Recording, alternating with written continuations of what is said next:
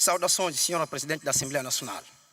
Senhores deputados, sobre a política de emprego, quero começar a minha reflexão com o número 2 do artigo número 1 da Convenção 122, que ressalta o seguinte. Primeiro, garantir o trabalho para todas as pessoas disponíveis e que procuram trabalho. Face a isto, tenho duas considerações. Primeira consideração.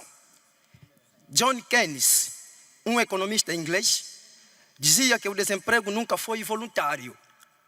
É por falta de trabalho.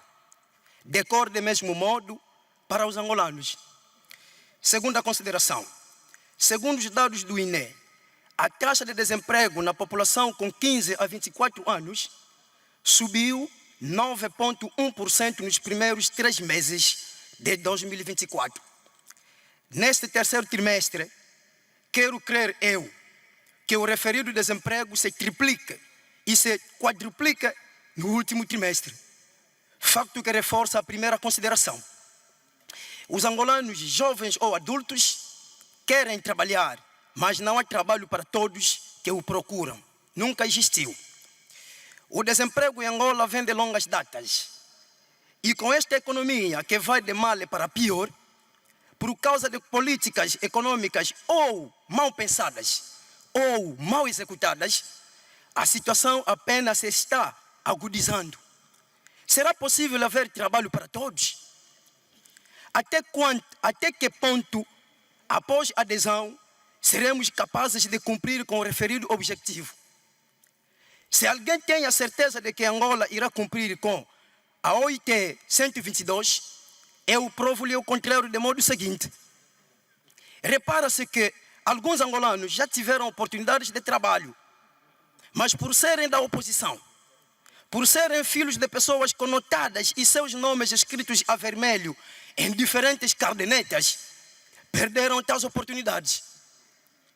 Será isso garantir o trabalho para todos que o procuram? Ou esta prática vai cessar por força da OIT 122? Questões de reflexão. Então, não basta só aderir e fazer crescer a lista dos países aderentes. É preciso uma análise que vá de acordo com o espírito de cada convenção que temos aliado.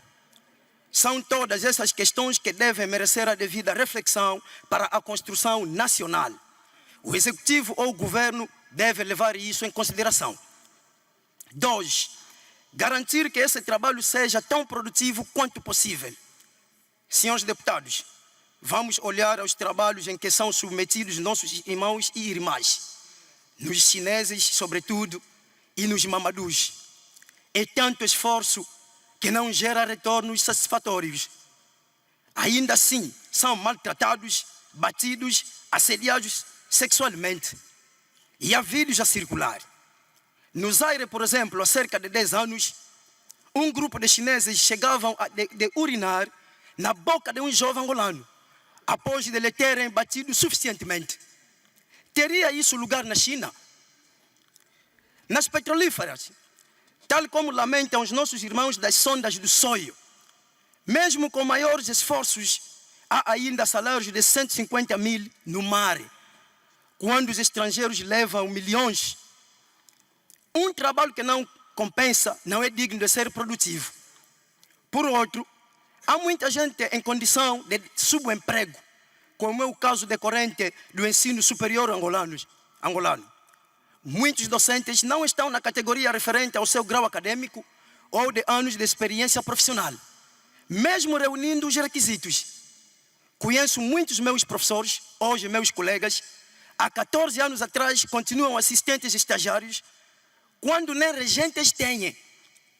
Muitos angolanos, engenheiros, são considerados de A2, A3, são termos técnicos que estou a evocar, mandados por mestres e contramestres engenheiros, estes considerados como engenheiros full, quando muitas vezes não o são. Todas essas questões são também casos de subemprego e não são um trabalho produtivo. Terceiro ponto, garantir uma livre escolha de emprego e que cada trabalhador tenha todas as possibilidades de adquirir as qualificações necessárias para ocupar um emprego que lhe convenha.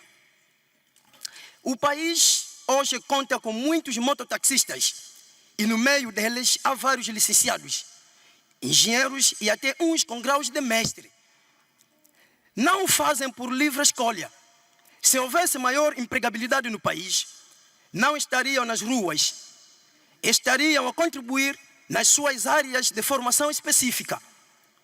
No Zaire, por exemplo, o mototáxi é o único emprego que sobrou para os jovens formados por falta de empregos.